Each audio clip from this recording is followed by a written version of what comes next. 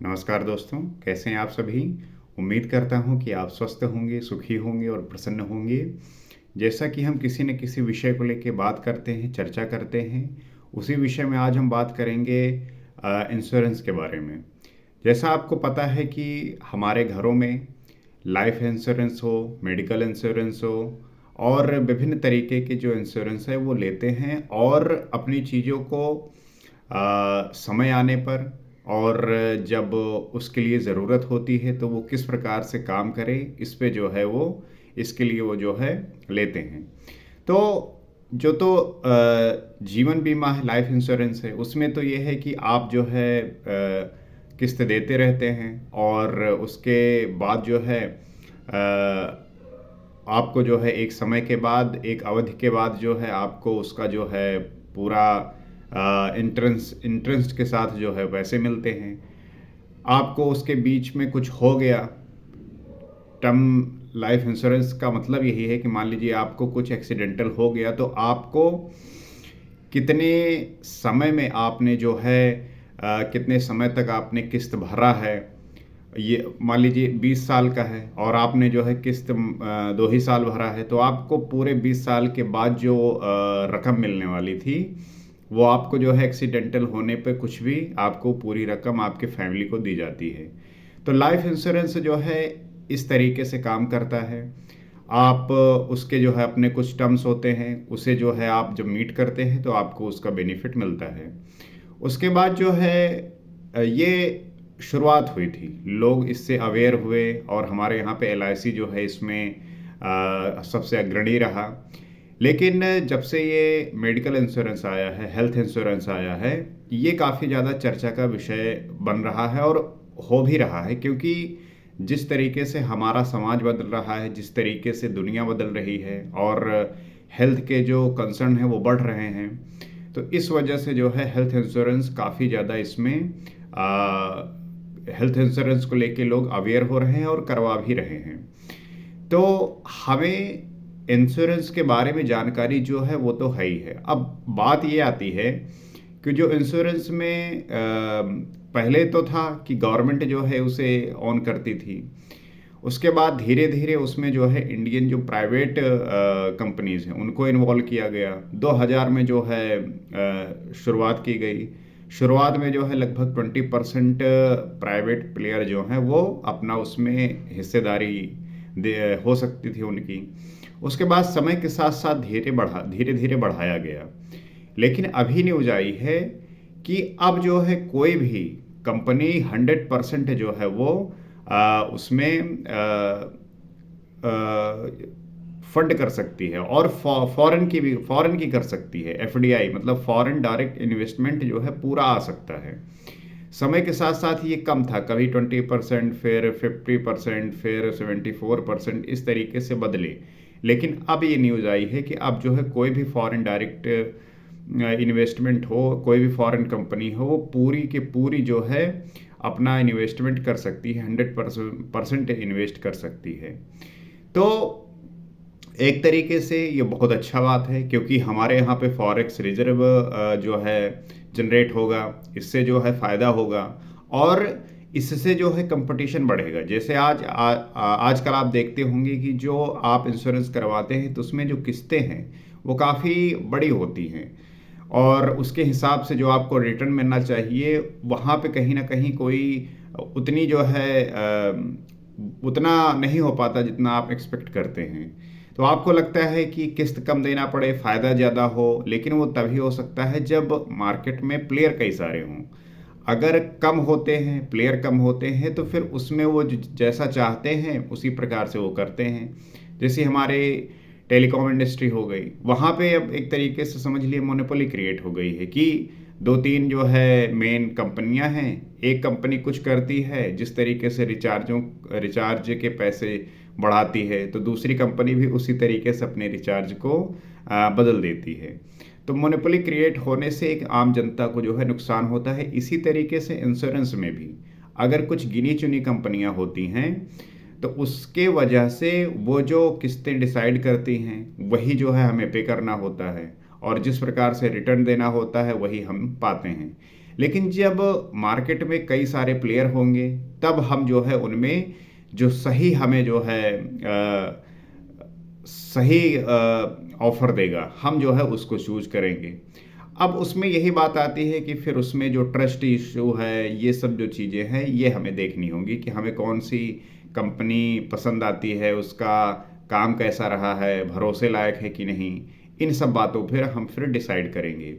लेकिन ये अच्छा है कि फॉरेन डायरेक्ट इन्वेस्टमेंट से हमारे यहाँ पे जो फॉरेक्स रिजर्व है वो बढ़ेगा, और उसके लिए जो है गवर्नमेंट ने कई तरीके से उसके प्रावधान बनाए हैं। ऐसा नहीं है कि यहाँ पे इन्वेस्ट किया और उस पैसे का मिसयूज किया, अलग तरीके से उसका काम किया और कोई भरोसा नहीं है इस तरीके के। तो उसके लिए कई तरीके के जो है मैकेनिज्म बनाए हैं, जहाँ पे पैसों का किस तरीके से उपयोग करेंगे, जो एमडी सीईओ होंगे वो इंडिया के ही हों, और अलग-अलग तरीके से उसके पैमाने सेट किए हैं।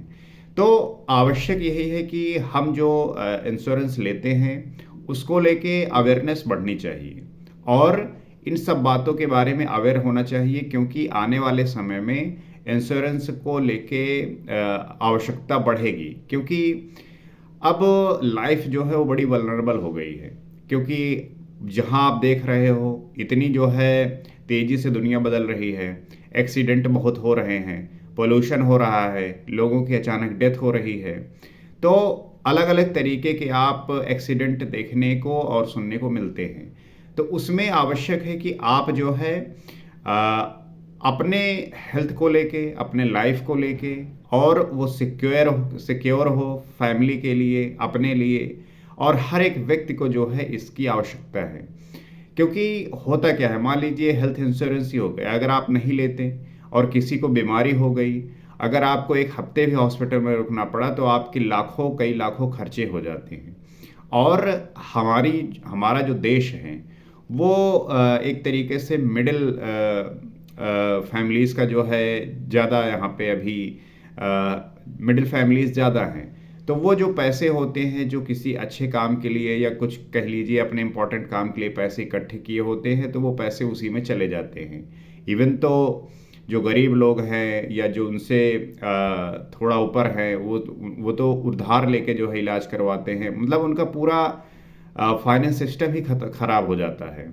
इसीलिए गवर्नमेंट आयुष्मान भारत योजना लेके आया, 5 लाख तक का जो है बीमा हेल्थ में जो है वो प्रावधान दिया।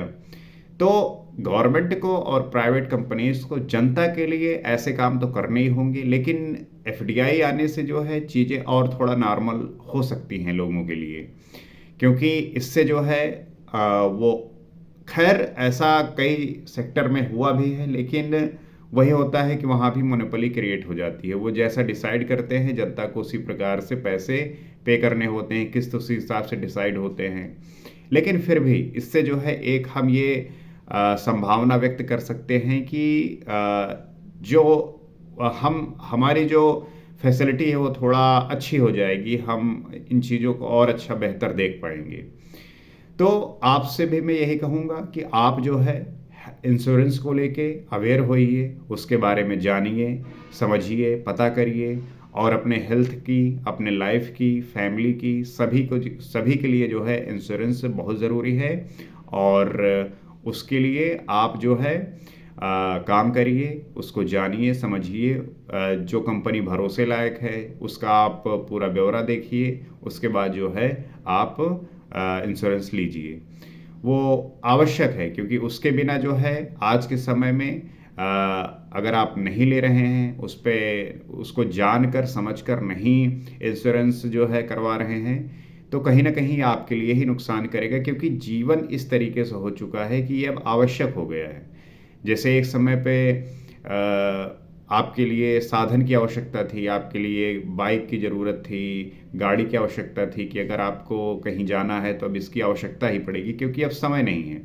उसी प्रकार से समय के साथ इवॉल्व होने की आवश्यकता है।